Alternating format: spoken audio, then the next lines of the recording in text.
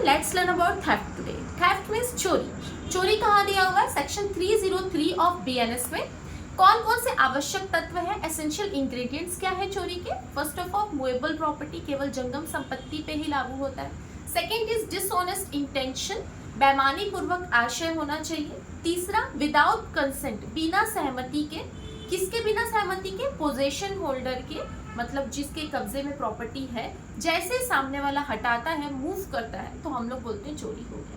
अगर मैं एक लाइन में कहूँ, if a person without the consent of the position holder with dishonest intention moves a movable property is known as theft. Theft का punishment कितना है? It can be extended up to 3 years और fine और both. 3 साल तक की सजा, या तो जुर्माना या तो दोनों. अगर कोई पश्चातवर्ती दोबारा से चोरी करता है, if anyone does the theft again subsequently, तो उसकी सजा कितना है? Minimum 1 year. 1 year से एक्सटेंड कर सकते हो up to 5 year and fine. 1 साल से लेके 5 साल तक की सजा और जुर्माना. इसमें नया क्या है?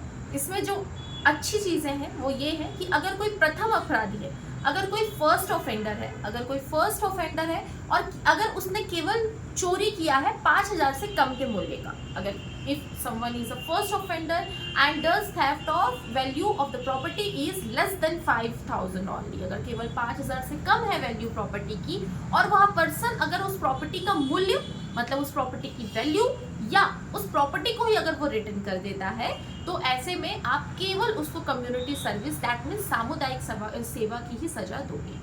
वही अगर इसमें कुछ चीज़ें हैं जहाँ से क्वेश्चंस बनते हैं, सपोज ट्री को आप क्या मानोगे? ट्री जैसे ही कट हो जाता है, पेड़ जैसे ही कट हो जाता है, तो वो जंगम संपत्ति, मूवेबल प्रॉपर्टी हो जाता है, फिर आप उसकी चोरी कर सकते हो.